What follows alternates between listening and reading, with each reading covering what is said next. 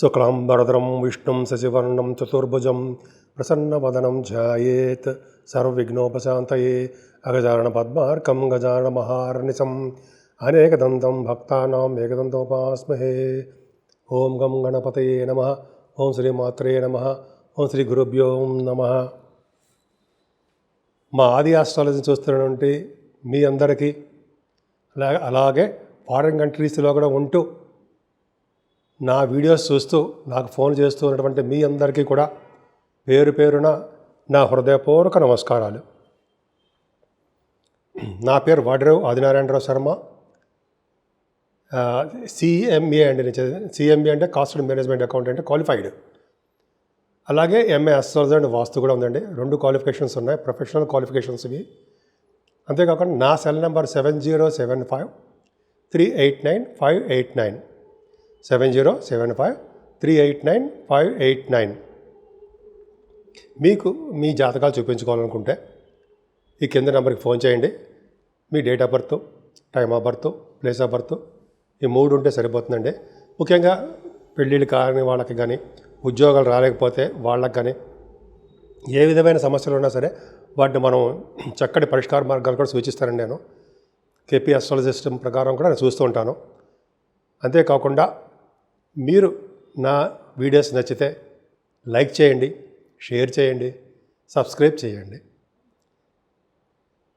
ఇప్పుడు మనం సెప్టెంబర్ నెల 1వ తారీఖు నుంచి 30వ తారీఖు వరకు కూడా 12 రాశుల వారికి ఎలా ఉండబోతుందో ఇప్పుడు మనం తెలుసుకుందాం. వృశ్చిక రాశి వారికి ఈ నెల మొత్తం కూడా బాగుందండి. కొద్దిగా మీరు పరిహారాలు చేసుకుంటే సరిపోతుంది. ఫైనాన్షియల్గా ఎట్టి పరిస్థితులను ఇబ్బంది పడరు మీరు. అంటే మీ కుటుంబ పరంగా ఆరోగ్యప్రదంగా ఉండడము, కుటుంబంలో మంచి పేరు ప్రఖ్యాతులు, బంధువులంటే మీకు ఇష్టపడము, అలాగే ధనప్రాప్తి బాగా కలగడము, మీకు రావాల్సిన సంపదలు మీకు వచ్చి తీరుతాయి. అంతేకాకుండా గాయకులు ఎవరైనా ఉన్నారంటే వాళ్ళక్కడ మంచి పాటలు పాడే అవకాశాలు, విదేశాలకు కూడా వెళ్ళే అవకాశాలు చాలా ఉన్నాయి. లేకపోలేదు, బ్రహ్మాండంగా ఉన్నాయండి. మీకు చక్కటి భోజనం ఎక్కడున్నా సరే భోజనం వసతులు చేసేస్తారు. అది రాహు ప్రభావం కూడా మీకు చాలా బాగుంది. రాహు మిమ్మల్ని బాహువులు ఎక్కించుకొని ఫారిన్ కంట్రీస్ తీసుకెళ్తాడు. చతుర్థ భావంలో రాహు చాలా మంచివాడు అంటే జనరల్గా మంచివాడు కాదు, కానీ ఆయన కుంభరాశిలో ఉన్నాడు కాబట్టి మంచివాడు వాయుతత్వ రాశిలో ఉన్నాడు కాబట్టి ఎక్కువ ప్రయాణాలు చేస్తారు. చతుర్థ భావం రాహు ఉన్నాడంటే కదండి, మన మాతృదేశం ఉన్న భూమిని వదిలి విదేశాలకు వెళ్ళడానికి, అక్కడ ఉద్యోగం కోసమో చదువు కోసం వెళ్ళిపోతారు. అంతేకాకుండా ఆభరణ యోగము అనేక రకాలుగా చదువు వస్తుంది. ఎందుకంటే 4 గ్రహాలు 5 గ్రహాలు చూస్తున్నాయి కాబట్టి, గురువు కూడా చూస్తున్నాడు కాబట్టి ధనప్రాప్తి, అలాగే సంగీతంలో బాగా మేటి అనిపించుకోవడం బాగా జరుగుతుంది. మీకు వ్యవసాయదారులకు కూడా డబ్బు ఉంటుంది. సకాలంలో పంట నష్టం రాదు. వాళ్ళ జాతకాల రీత్యా ప్రాబ్లమ్స్ ఉండొచ్చు, కానీ పంచమస్థానంలో శనీశ్వరుడు ఇబ్బందికరమైన వాతావరణమే. కానీ కుజుడు చూస్తాడు కాబట్టి మీకు అంటే 15వ తారీఖులో 13 అనుకుందాం, 13 సెప్టెంబర్ లోపల ఒక డెలివరీ లేడీస్ చెప్తున్నారండి. సపోజ్ మీరు ప్రెగ్నెన్సీ లేడీస్ అయ్యి ఉంటే, డెలివరీకి వచ్చి ఉంటే బహుశా ఆపరేషన్ చేస్తారు. Normal delivery car. అంతేకాకుండా స్టాక్ మార్కెట్లో కూడా లాసులు రావడము జరుగుతుందండి. ఎక్కువ లాసులు వస్తాయి. అంతేకాకుండా స్పోర్ట్స్ రంగంలో కూడా అంత అద్భుతమైన ఫలితాలు ఏమి ఉండవు. సప్తమ భావాన్ని కూడా సరి చూస్తున్నాడు కాబట్టి దగ్గరకు వచ్చిన సంబంధాలు ఆగిపోతూ ఉంటాయండి. అంతేకాకుండా మీ భార్యాభర్తల యొక్క కొద్దిగా సహచర్యం అంటారు సరే, కొద్దిగా ఇబ్బందికరమైన వాతావరణం ఉంటుంది. గురుడు కూడా అష్టమస్థానంలో గురుడు అంత అద్భుతమైన ఫలితాలు ఇవ్వడండి.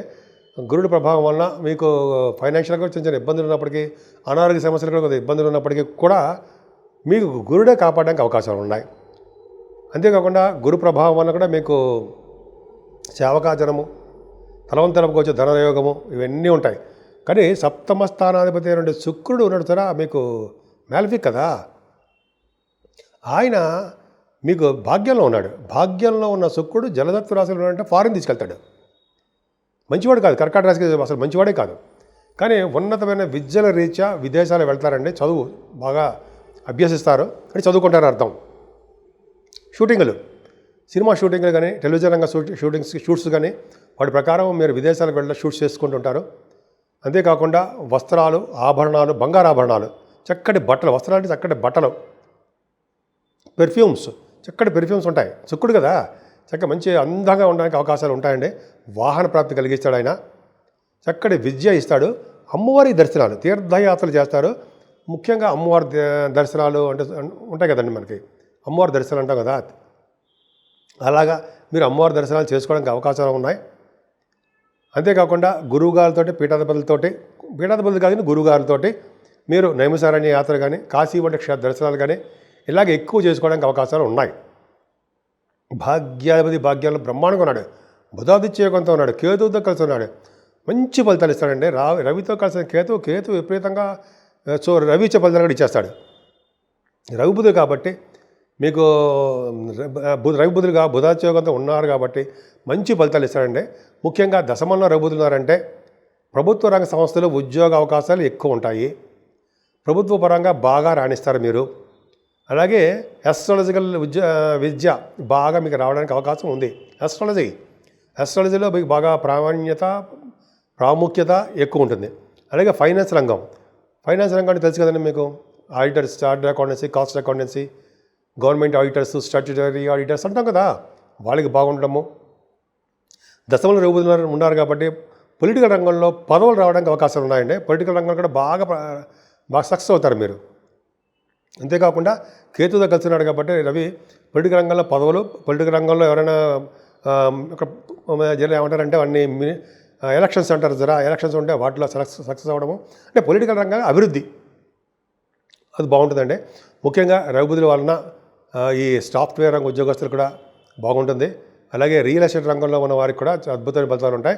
7th హౌస్ లార్డ్ దశమంలో అంటే సప్తమాధిపతి దశమంలో ఉన్నప్పటికీ కూడా శుక్రుడు వలన 15వ తారీఖు నుంచి మీరు విదేశాలు వెళ్ళడానికి అవకాశాలు ఉంటాయి. అలాగే బుధ శుక్ర ప్రభావం వల్ల కూడా సినిమా రంగంలో ఇంత చెప్పినట్టుగా సినిమా రంగం, నటన, నాట్యము, నృత్యం అంటే ఇవన్నీ కూడా మీకు బాగా రాణించడానికి అవకాశాలు మీకు ఉన్నాయి. నృత్య కళాకారులు, మీరు సంగీత కళాకారులు, మాటలు కాదండి, దశమ భావంలో శుక్రుడు నాడంటే చక్కటి యోగవంతంగా ఉంటారు, మీరు చక్కటి మంచి ఉద్యోగాల్లో ఉంటారు. అన్నిటికంటే ముఖ్యం రవి బుధులు లాభస్థానంలోకి వచ్చారు కదండి. లాభంలో రవి బుధులు, లాభంలో కూడా కుజుడు బారిపోతున్నారు కాబట్టి ప్రాబ్లం లేదు. సో లాభంలో రవి బుధుడు, ఎగ్జాల్టేషన్ ఉన్న బుధుడు మంచివాడు కాకపోయినా సరే రవి బుధుల వలన బుధాదిత్య యోగం కూడా మీకు ఉంటుంది. 15వ తారీఖు నుంచి 19వ తారీఖు నుంచి 17 అనుకుందాం, రవి బుధులు వస్తున్నారు వలన మీకు బాగా ధనప్రాప్తి, విదేశాల్లో సంచరించడము, ఇంటర్నేషనల్ ట్రేడింగ్స్లో బాగా డబ్బు సంపాదించుకోవడము, నేమ్ అండ్ ఫేమ్ రావడము, కంటిన్యూస్ ఫ్లో ఆఫ్ మనీ ఉండడము, దైవ దర్శనాల రీత్యా విదేశాలు వెళ్ళడము, దైవ దర్శనాల రీత్యా మన ఊళ్ళోనే బాగా పాపులారిటీ సంపాదించుకోవడము, విదేశాలు వెళ్ళడానికి చదువు రీత్యా, ఇలాగా అది వ్యాపారాల రీత్యా, అలాగా చాలా చాలా అద్భుతమైన ఫలితాలు ఉన్నాయండి. మీకు ముఖ్యంగా మీ రాశి వారికి భాగ్య, రాజ్య, లాభస్థానాలు అధికంగా చాలా బాగున్నాయి. అంతేకాకుండా కుజుడు 15వ తారీఖు నుంచి వస్తున్నాడు కాబట్టి కొద్దిగా చిన్న యాక్సిడెంట్స్ అవ్వడము, అయితే చిన్న ప్రాబ్లమ్స్ రావడము, మీ రాష్ట్రాధిపతి 12వ భావంలోకి వెళ్ళిపోయాడు కదా, మంచి ఫలితాలు ఇవ్వకుండా కొంచెం చిన్న ఇబ్బంది కలగడానికి అవకాశం ఉంది. ముఖ్యంగా పూజించవలసిన దేవుడు సుబ్రహ్మణ్యేశ్వర స్వామి ఆరాధన చేసుకున్న వారికి అద్భుతమైన ఫలితాలు ఉండి తీరుతాయి. ఇప్పుడు మనం 12 రాశుల వారికి ఈ సెప్టెంబర్ నెలలో దోషాలు చాలా తక్కువ ఉన్నాయండి. అంటే శని కుజుల వల్ల దోషాలు తక్కువ ఉన్నాయి, కానీ దోషాలే, గ్రహాల వల్ల దోషాలు ఉంటాయి. కానీ మన పరిహారాలు ఏం చేసుకుంటాం, రెమెడీస్ ఏం చేసుకుంటే బాగుంటుంది అని తెలుసుకుందాం. అంటే మేషరాశి నుంచి మీనరాశి వరకు మర్చిపోతుంటానండి. మేషరాశి నుంచి మీనరాశి వరకు కూడా పరిహారాలు ఏంటంటే ముఖ్యంగా అండి ఈ నెల 8వ తారీఖుని మహాలయ పక్షాలను వస్తున్నాయి. మహాలయ పక్షాల్లో జనరల్గా పెళ్ళిళ్ళు, శుభకార్యాలు ఇవేమీ చేయరు. అంటే పితృదేవతలకి సంబంధించిన మాసము 15 రోజులు. కాబట్టి ఎవరైతే పితృలకు సంబంధించిన పెండ ప్రదానము లేకపోతే పితృ దోషాల నిమిత్తము కొన్ని చాలా చేసుకుంటూ ఉంటారు. అటువంటి 15 రోజుల పాటు మన తిథులు వచ్చారనుకోండి, తిథుల ప్రకారము మన ఫాదర్స్ కానీ మదర్స్ కానీ అదే పెద్దవాళ్ళు కానీ కొంతమంది పెద్దవాళ్ళు ఉంటారు కదా, మరణించి గతించిన వాళ్ళకి పెండ ప్రదానం చేయడం వలన వాళ్ళు సంతోషించి, పితృదేవత సంతోషించే కాలం ఇది. సంతోషించి మనల్ని ఆశీర్వదించి, అంటే మనల్ని అంటే ఎవరికైతే ఇలా చేసుకుంటున్నారో అని, అంటే మనందరూ తల్లిదండ్రులు ఉన్నవాళ్ళే మనం, అంటే నేను కాదు మీరని. సో అది ఉన్న వాళ్ళకి అంటే పితృదోషం ఈ కార్యక్రమాలన్నీ చేసుకునే వారికి పితృదేవతలు సంతోషించి, పితృదేవత గురించి ఒకసారి టాపిక్ చెప్పుకుందామండి.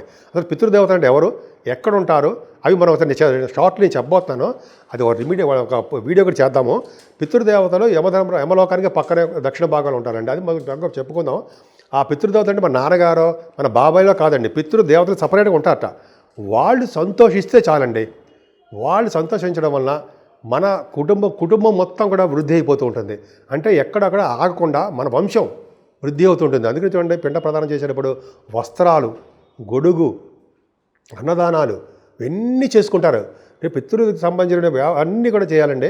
పిండ ప్రదానం చేయాలి. ముఖ్యంగా నదీ తీర ప్రాంతాల్లో కానీ, మర్రి చెట్టు కింద కానీ, గంగా నదీ ప్రవాహం ఉంటుంది కదా, గంగా నది ఒడ్డున కానీ, ఇట్లా కొన్ని మంచి ప్రదేశాలు ఉన్నాయి. అక్కడ చేయలేకపోయినా మనం తీర్థయాత్రలు చేస్తారండి. తీర్థయాత్రలు చేస్తే మరింత పుణ్యం. మన గురుగారు చేస్తారుగా, సెప్టెంబర్ నెలలో వెళ్తారు కదా నైమిసారణ్యంలో గురుగారు చేస్తారండి. అక్కడ వచ్చే పుణ్యం అంతా ఇంత కాదు. ఏది ఇలా చేయడం వల్ల అదొక అదృష్టవంతుడికి వెళ్తారు అక్కడికి. పైగా 7వ తారీఖున కూడా మనకి చంద్రగ్రహణం ఉందండి. చంద్రగ్రహణం ఉన్న రోజుని ఆ రోజుని మనం పాటించవలసిన నియమాలు పాటిస్తూ ఆ ముందు రోజు కానీ తర్వాత రోజు కానీ దానాలు ఇవ్వడం అంటే చంద్రుడికి సంబంధించిన అంటే బియ్యము, తెల్లటి వస్త్రాలు, బ్రాహ్మణుడికి దానం ఇవ్వడం. కొంతమంది బంగారం కూడా దానం ఇస్తారు. మేము తీర్థయాత్రలు చేసేటప్పుడు మేము కూడా ఇచ్చేవాడిని. బంగారం దానం ఇవ్వాలి, ఇస్తే అద్భుతమైన ఫలితాలు ఉంటాయని, విష్ణువులోక ప్రాప్తి ఉంటుందని చెప్పి చాలామంది ఉంటారు. మన గురుగారు చెప్తుంటారు కదా, అక్కడ ఏమాత్రం అవకాశం వదలకండి. అసలు అన్నిటికంటే ముఖ్యం తెలుసా అండి, పరిహారాల కోసం 22వ తారీఖు తర్వాత 22 నుంచి దేవీ నవరాత్రులు వస్తున్నాయి, దసరా పండగలు. ఇంకా చూసుకోండి, ఆ దసరాలో మనం ఎలా ఉంటాం, విపరీతంగా బ్రహ్మాండంగా ఆనందంగా ఉత్సాహంతో దూసుకుపోతుంటాం. అమ్మవారికి ఆశీస్సులే కదండి. 12 రోజులు కూడా దసరా 10 రోజులు కూడా ఎవరైతే ఎలా అమ్మవారిని నిరోధకంగా పూజిస్తారో, దీక్షగా పూజిస్తారో, బ్రహ్మచర్యం పాటిస్తూ అమ్మవారిని పూజిస్తారో వాళ్ళకి వచ్చే పుణ్యం అంతా ఇంత అంటారా? మనం కొలవగలమా వాళ్ళని ఆ పుణ్యాన్ని? అమ్మ బాబోయ్, మనం ఇంకోసారి దసరా గురించి చెప్పుకుందామండి. అమ్మవారి యొక్క ప్రభావం ఎలాగ ఉంటుందో. అందుకే అమ్మవారి కుంకుమ పూజ, అమ్మవారికి సంబంధించినటువంటి ఏమంటారంటే మనం చేస్తాం కదా చండీ హోమాలు, అటువంటివి బాగా చేయించుకోండి. ఏమాత్రం అవకాశం ఉన్నా ఆ అవకాశాన్ని ఉపయోగించేసుకోండి. ఉపయోగించుకోవడం వల్ల ఎంతో సంతోషంగా, ఆనందంగా, బ్రహ్మాండంగా కుటుంబం మొత్తం అద్భుతంగా బ్రహ్మాండంగా ఉంటారు. ఎటువంటి అంటే జైలు ప్రాప్తి కానీ, అది ఎటువంటి న్యాయపరమైన చట్టపరమైన ప్రాబ్లమ్స్ కానీ ఇవన్నీ లేకుండా సంతోషంగా నిత్య సంతోషం అమ్మవారు కూడా ఉంటారు అక్కడే. అలా చేయడం వల్ల నిజంగా ఎంతో అదృష్టం మనందరికీ ఉంటుంది. సో ఈ నెల మొత్తం కూడా అమ్మవారి పూజలు చేసుకుంటూ, ఆ అమ్మవారి పూజల కంటే ముందర పితృదోషాలు వస్తాయి కదా, అవి పితృదోషాలు లేకుండా మహాలయ పక్షాలు అంటాం. మహాలయ పక్షాల్లో కూడా కర్ణుడే కిందకు వచ్చాడు కదా మహాలయ పక్షాల్లో, ఆయన అది ఒక కథ ఉంది, తర్వాత చెప్పుకుందాం. సో ఈ విధంగా చాలా అద్భుతమైన ఫలితాలు ఉన్నాయండి. ఏమాత్రం అవకాశం ఉన్నా ఎటువంటి పూజలైనా సరే చేసుకోవడం వల్ల అద్భుతమైన ఫలితాలు 12 రాసుల వాళ్ళకి, ముఖ్యంగా మన భారతదేశం మొత్తం కూడా అద్భుతంగా ఉండడానికి అవకాశాలు ఎక్కువ ఉన్నాయి.